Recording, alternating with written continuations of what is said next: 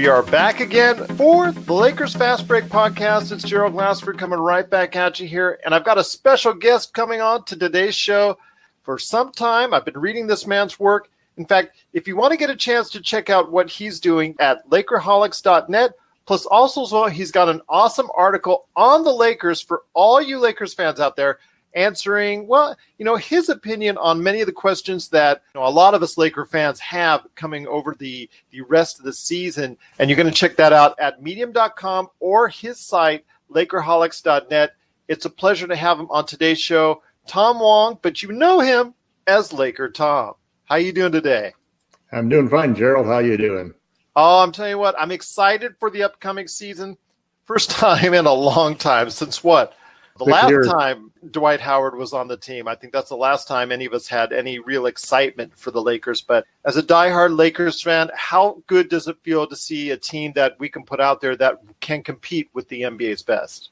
Well, it's really a thrill. I mean, we've gone through 6 really tough years, and you try to be as optimistic as you can at the start of each one of those years, but especially in the last couple of years where we definitely were in a rebuilding mode, and even the most glass half full person couldn't say we were competing for championships. I think this year, that's a whole different story. I think there are a lot of real positives that have happened. I'm amazed at the difference from 6 months ago, how we've totally turned things around. You don't hear any more of the talk about the dysfunction in the front office, the coaching issues and so forth. I've loved everything I've heard so far in camp. I'm a big fan of Frank Vogel. I think that sometimes you're better to be lucky than smart in a coaching situation. And Vogel is the perfect match for Anthony Davis going forward, whereas Ty Lue might have been the best option for LeBron James. But I think Pelinka's done a great job in getting us turned around, getting the franchise stabilized, making the right choices for the coaching situation, and definitely doing a great job pivoting when we didn't get Kawhi to really put in a great roster. The Dwight Howard thing, obviously, for Laker fans is it's hard to even say it, to be honest with you, but I'm actually rooting for Dwight now, and I never thought I'd ever say that again. Well, let's hope he gets a couple dunks that will just wash away those bad feelings that everybody has. Yep. Well, I want to go back first into your background with the Lakers. I've shared my experience and how my love came about. Well, I was born in Inglewood, California, in a hospital that was a couple blocks away from the Los Angeles Forum, which no longer exists. So just my destiny, so to speak, to love the Lakers. I've already given that elongated story on our first podcast, but I want to hear from you, Laker Tom, since, reading through for the past few weeks, your stuff that you've been putting out there, your articles, your words of encouragement for the Lakers team. How did it come to be that the Lakers would be something that you would just so cherish and love so much? It's actually kind of ironic. I wasn't a Laker fan to start off with. I actually was a fan of a player, Wilt Chamberlain. So I was a Philadelphia fan at the beginning, and then when he was traded to go to San Francisco, I was a San Francisco fan. And then fortunately, he got traded to the Lakers. At that point in time, I was I lived in Southern California. I live in Northern California now, but I grew up in Southern California and listened to Chick Hearn every single game, and I was a huge Chick Hearn fan, even though I wasn't a Laker fan. KHJ TV, Channel 9. You just had to admire, that, and then UCLA and the Bruins and, Dick Enberg and that whole thing. So I grew up in that. When they got Wilt, it was the perfect match for me. I became a Laker fan, and I've never changed that through all of the tough years and the good years. I've personally seen so many championships and such. I've lived the Lakers exceptionalism throughout my career. I would say most of the people on my blog and most of the people who know me think I'm a 3/4 glass full guy rather than just even half full. You look at the history of the Lakers, you got a good reason to feel that way. And this year now, for the first time in 7 years, I think we're back in that position where we really can expect things to go. Absolutely. I can't fault you at all, because Wilt Chamberlain is one of the most dominant forces ever to play the game of basketball. I mean, some of his records, some of the things that he did over the course of his career, cannot be understated. I mean, I could go on and on and on about, averaging 50 points in a year, 100-point game. When somebody was criticizing about his assists, he just went out and led the league in assists. Yep. Obviously his rebounding, well above 15 rebounds a game for most years. So, I mean, there's just the list goes on and on about how dominant a player he was at that time. So I can't fault you for admiring a player like that so much. And as I was mentioning KHJ, I mean, I still have it buzzing in my head, the song, na, na, na, na, na, na, na, na. I remember that theme song so much in my head when I was a young child, watching the game or listening it on radio as well. So with Chick Hearn, of course, on the simulcast back when they did simulcast. So those days are definitely very fond for both of us, it sounds like. And I'm just truly happy that you seem invigorated and motivated what's to come with the Lakers season. Training camp has started. Everybody has seemed to got on a straight face as far as very serious. And you talked about Frank Vogel and the coaching staff going ahead and putting the team through very rigorous training right now, heading into the first game coming up this Saturday against Golden State. I want to ask you this. You said Frank Vogel is, well, in your opinion, the right man for the job. I think he's a good, solid hire as well. But I'm kind of curious with the way that the team and the coaching staff was structured with Lionel Hollins and Jason Kidd right behind him as associate head coaches. So I want to ask you, do you think this might create an air of uncomfortability? Because these are not coaches that he chose. They're coaches that were chosen for him. Yeah, it's an interesting situation. I think it was almost in my mind fortunate that Tyronn Lue wanted to have a 5-year contract. In other words, he wanted a contract that went on beyond LeBron James' contract. And that was serendipity for the Lakers, in my opinion, because while I respect Ty, I didn't want to see a repeat of the same types of offensive and defensive philosophies that we'd seen from the Cavaliers. And I think that with Anthony Davis coming aboard, Vogel is the perfect choice. Now, the construction of the team, I find it interesting contrast because some of the things that really worked against Luke Walton was his refusal to adopt and bring in more veteran coaches aside him. I don't know whether it was fear that they would take his job or just a desire to sort of surround himself with University of Arizona cronies. But I think that Vogel is a strong enough head coach. And one of the things that people should recognize is that while Jason Kidd and Lionel Hollins were both veteran coaches with, let's say, a mixed history as far as their success in the league, they both also were all NBA players as far as defense goes. And they both were superb defenders. So I think that that's part of what you see with Vogel. He's a guy who basically is not afraid to make the final decision, but he's always going to ask his staff what they think they could do. And then the other thing that Luke Walton refused to do was to expand the coaching staff and bring in a shooting coach. This has been something I've been harping on for years. And these are the areas where we can spend as much money as we want. We can use our big revenue, and we don't have any limitations from the CBA or anything to prevent us from doing that. So it's silly not to go in and bring a shooting coach in, especially when we were the second worst three-point shooting team in the league. So I think that hiring Penberthy is great. And all of the moves that they've made, Phil Handy is just terrific as far as teaching guys how to do things by showing them exactly how to do it. So I'm really high on the coaching staff, and I think also that you got a lot of players who could be in conflict fighting for starting positions. You got coaches who want to be head coaches that are sitting there. But I think what you've got in contrast is a veteran team, a veteran roster with veteran coaches who, if they can all get on the same page, and I think this is one of the things that's the biggest accomplishment that Rob Pelinka has done. He's got the entire franchise on the same page, working in the same direction, with the same vision of what kind of team we're going to build, which is a defensive-oriented team that is going to be able to dominate people at both ends of the court. So I'm not worried at all about Jason Kidd or Lionel Hollins undermining Frank Vogel. I think Vogel is smart and strong enough, and I think as we see the season goes, he's going to develop such a strong following and support from the fan base as well as the ownership that everything will be kept in line. And then I think one of the things you see is as a reflection of this whole sort of feeling of everybody on the same page is Dwight Howard.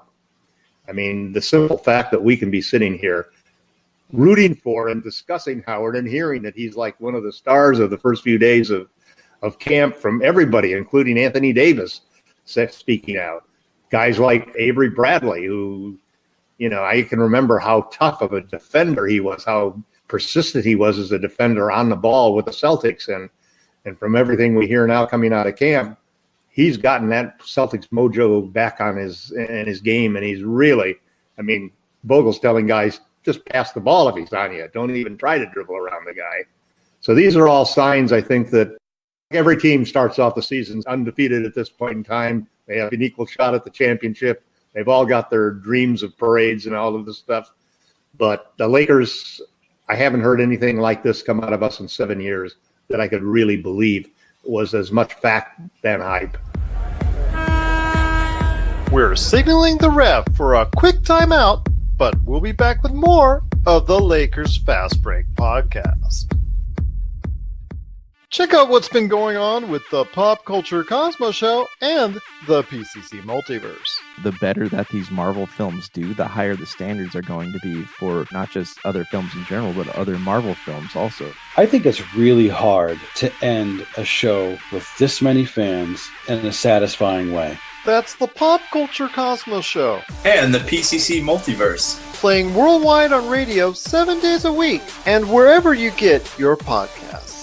Once again, I'm talking to Tom Wong. He is at Laker Tom on Twitter. Plus, you can check out all the great things that he's doing at Lakerholics.net and his awesome article, let's say a magnum opus, you can find for the Lakers season upcoming at Medium.com or again at Lakerholics.net.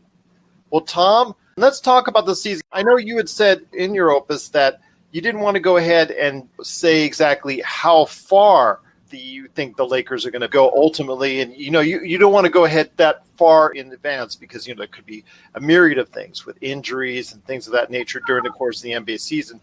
But I want to ask you, as someone who looks very fondly at right now what the Lakers are doing, what at least do you see as far as the start of the season? Because the schedule seems to line up very favorably for the team, and at least for the first couple months could be something that, as a way to get the team together, could be something that could really benefit the Laker fans as well. It was interesting listening to Frank Vogel because he was saying that this is a new team. Guys got to learn each other. They got to learn a whole new system. There's 9 new players. And so you're going to expect those road bumps that come along with trying to develop chemistry of the team and trying to get everybody working on the same page. But at the same token, he's also saying that he's never had a group of guys, as far as him being a coach, where everybody picked up everything so quickly and the veterans all helping each other and everybody working together as a team, and almost a sense that you get that we're going to see a lot of guys play. I think we're going to see 10, 11 guys regularly play and probably 13 of them play just depending on the matchups. Frank's got a lot of talent on that lineup. The big catch is we got to stay healthy. Losing DeMarcus Cousins, I think, was a big hit, but at the same time, that opened the door for Dwight Howard. So, and I like what the Lakers are doing in trying to keep Cousins on the roster. If they can sign him, let's say next summer on a 2-year contract, they'll earn his bird rights. They'll have 3 years in a Laker uniform, and they'll have his bird rights going forward. And there's not a better center in the league to fit perfectly with Anthony Davis than Boogie Cousins. I think people don't realize that Cousins wasn't the bang down low center with the Pelicans when they were really successful. It was really more a case that he's a stretch 5. And he was on pace before he got injured to shoot over 500 3-point shots, which is exactly what Brook Lopez did in his breakout season for Milwaukee, which really is something that turned that whole franchise around. So I think the Lakers' investment in Boogie going forward is great. Getting back to your question about the start of the season, I think we've got an easy schedule. I think we've got I wish Kuzma was not injured. That's the other thing that just, you just don't want to see these injuries start to pile up like the plague we had last year. I'm also a Yankee fan. There's no Yankee Tom, but if we had injuries like the Yankees did this year, we'll never be able to survive. So, This is true. But they're going to hit a lot of home runs in the postseason. Yeah, that's what I'm hoping. So anyway, I think that we're going to get off to a great start. And I think that depending on how much load management we do, I think that I think our main goal is to be healthy going into the playoffs. to have everybody healthy going into the playoffs, regardless of what seed we are. But I don't think they're going to ignore the opportunity to get a home field advantage or home court advantage. And I think that they'll be pushing, especially if the Clippers get off to a slow start because George is not in there for the first month or so. And then Kawhi, it's funny. Everybody says that the Lakers should worry about injuries just because of LeBron's age and the fact that he had that one injury last year, and AD constantly has a little nagging injuries that miss a game here and there. But the truth of the matter is that the Clippers have two superstars who are really going to have to be load managed in order to get through the season healthy. So I think the Lakers have a lot of advantages. It's a veteran squad, though, and you have more injuries. But, we had that young squad, and they couldn't keep themselves healthy either. So it's just the luck of the draw. Sometimes you're lucky and sometimes you're not. Well, I'll tell you this, my friend. I'm here in Vegas, and I'm still waiting for Vegas to put the prop bets up as far as for MVP, because they already have on most of the major players are there. You can get some good odds on LeBron, AD, Nikola Jokic. You can get obviously great odds on Joel Embiid, Giannis Antetokounmpo, and all that. I'm still hoping for some good odds on what I think will be the MVP of the season, and that will be Mr. Load Management. If not, general soreness, or major pains, something like that. But, it's funny because that's going to be a major key is now that Toronto built the template for load management. Actually, it goes back to Popovich in San Antonio. Now that the template pretty much has been set for that type of deal, we're going to see how it dictates throughout the season exactly who's going to load manage who, when, and how will it affect the overall team performance as far as where they stand record-wise with teams like the Clippers, the Lakers, and pretty much every team in the NBA with superstars that have even any inkling of getting tired, getting hurt, anything of that nature. So you're going to see a lot of that, unfortunately, this season because, again, the template's been set with what Toronto did.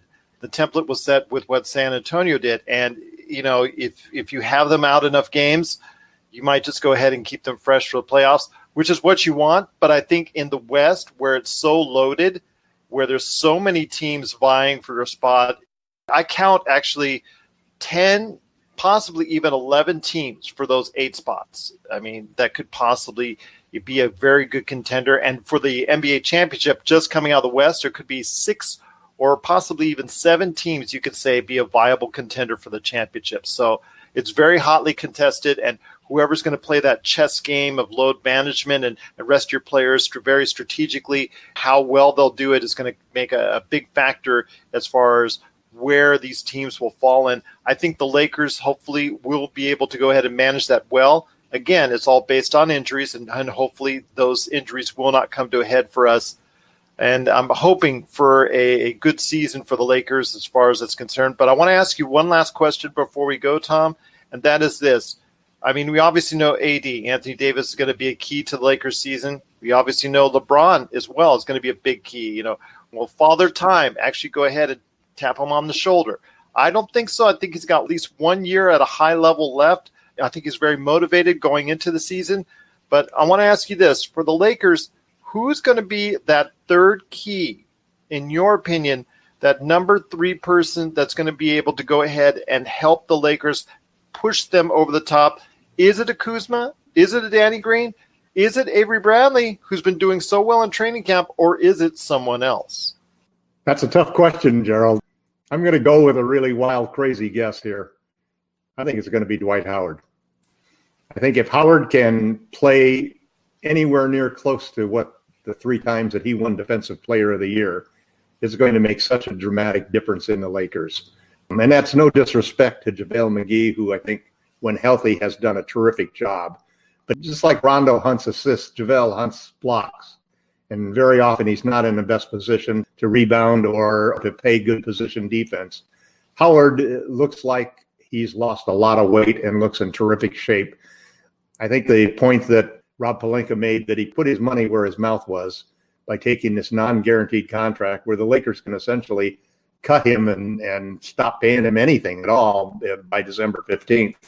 So my hope is that Howard can take and hold down that starting center position, at least till the playoffs, when I think then there's a good chance that Kuzma will move into the lineup instead, and they'll go with AD at center in the playoffs to really finish things off.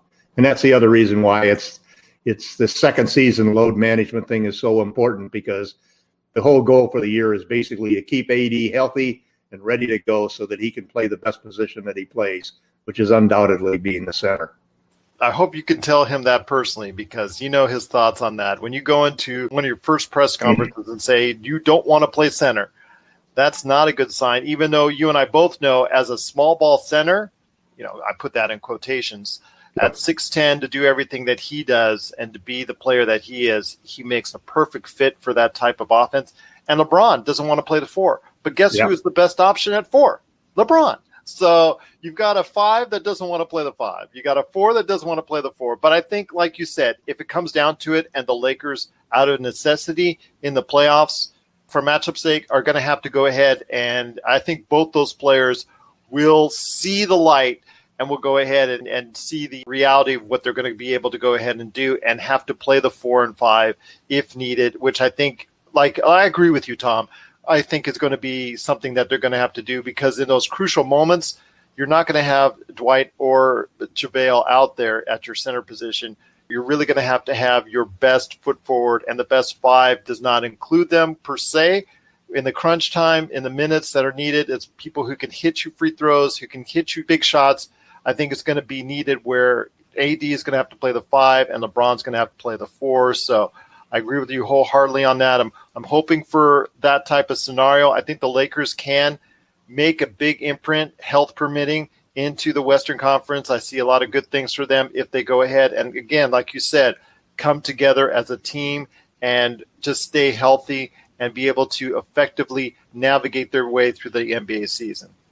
Well, before we head on out, Laker Tom, I got to ask you, tell us about everything that's going on today with what you're doing, Lakerholics.net, your Medium.com article, or anything you want to talk about as far as your Twitter account. And how can people go ahead and follow the world of Laker Tom? Well, Lakerholics.net is in existence since 2012. We're actually in the process now of revamping the entire site and expanding it out. It has a blog element that really dominates most of the site, and that's the reason why the Medium articles are being written in another site. So we're going to pull all of that together. We're hoping to have that ready by the start of the season with brand new graphics and lots of expanded links to all of the key statistical sections and so forth, and a couple of new writers coming aboard. So we're hoping to see a lot more activity on that.